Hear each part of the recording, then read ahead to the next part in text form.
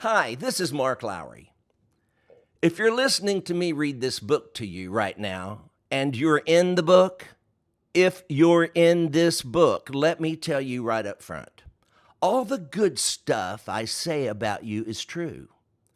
All the bad stuff I made up. Not a word of anything negative about anybody in this book is true. All the good stuff, of course, is true.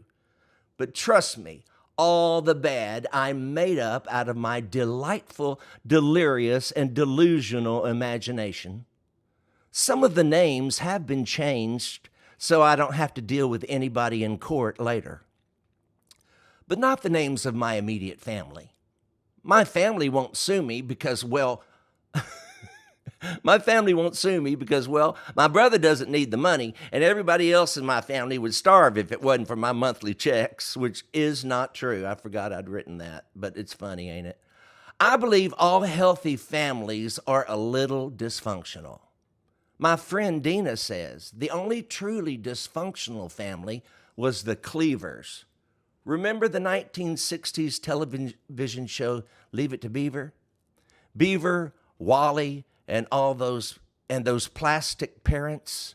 June, the mom, was always wearing pearls, even when she washed the dishes and mopped the floors. And Ward, the dad, never failed to give Wally and Beaver the perfect word of advice. I have just one word for people like that: dysfunctional. If your family is frayed, flawed, and a little fractured, and at times feels like it's falling apart, welcome to the human race. You're normal. One thing I've noticed, especially in older people, is that we have a tendency to rewrite history. My mom did it, my dad does it, Bill Gaither does it, and I'm sure I do too. We're not lying. We actually believe we're remembering and recounting the facts accurately. I've heard Bill Gaither recount how he discovered me, but I remember it differently. I discovered him. My life is probably very similar to yours, mostly mundane Mondays with glimpses of glory thrown in every now and then. Someone said, quote, "History books are written by the winners," close quote. Can you imagine how our history books would read had Hitler won the war? Before we get started, I want to say I have not, nor do I intend to check the facts. I will not be checking with named or anonymous sources. Dates, facts, and figures are irrelevant to me because they're boring. I can't count the times I've said we should not forsake this cardinal truth. Facts? Forgettable. A good story? Priceless.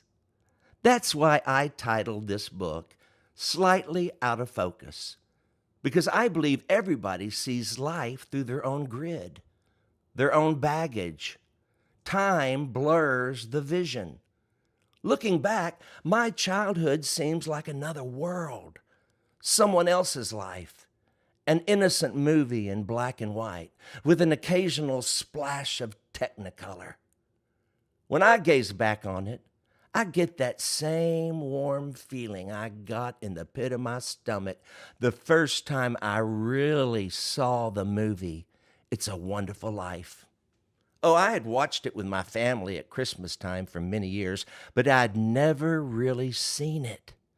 This time, I got it.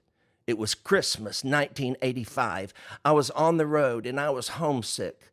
The tiny church that had invited me to sing for their Christmas banquet put me in a filthy, run-down motel somewhere in the back hills of West Virginia.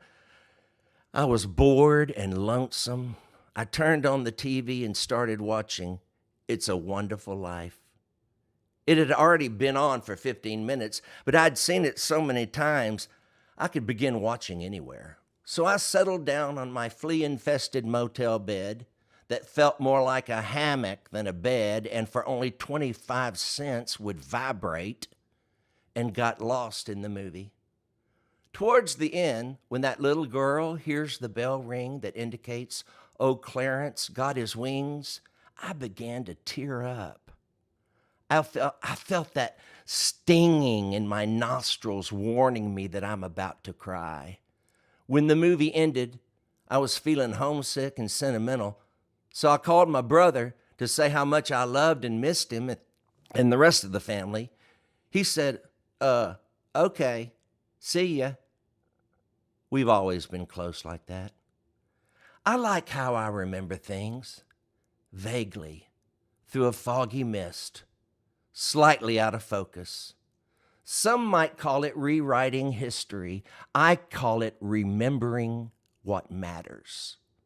As someone never said, but should have, so allow me to be the first, it can't hurt if it don't matter. When someone cuts you off in traffic, then flips you the bird, you have two options. You can get ticked off, raise your blood pressure, say or at least think words you don't normally use in the presence of your pastor, or you can do what I enjoy doing. Drive up, roll down my window, give them my biggest smile and say, "Ooh, that would hurt if you mattered." The bottom line is this: it can't hurt if it don't matter. So it's best to remember life selectively. Be choosy. Only remember what matters. Let the bitter parts fade away. When Father Time has had his way with you, you'll appreciate blurry vision. I've heard that after years of marriage, 20/20 vision is a curse. I'm not telling who, but my dad once overheard an older friend saying about his love life, quote, "I never go to bed with my bifocals on. Blurred vision is a blessing. It's best just to remember how it used to be," close quote. With that said, everything I'm about to tell you is exactly how it used to be, as I remember it, through a soft blur, slightly out of focus. Mark Lowry. P.S. Most of the names have been changed to protect the guilty because the innocent were too boring to remember.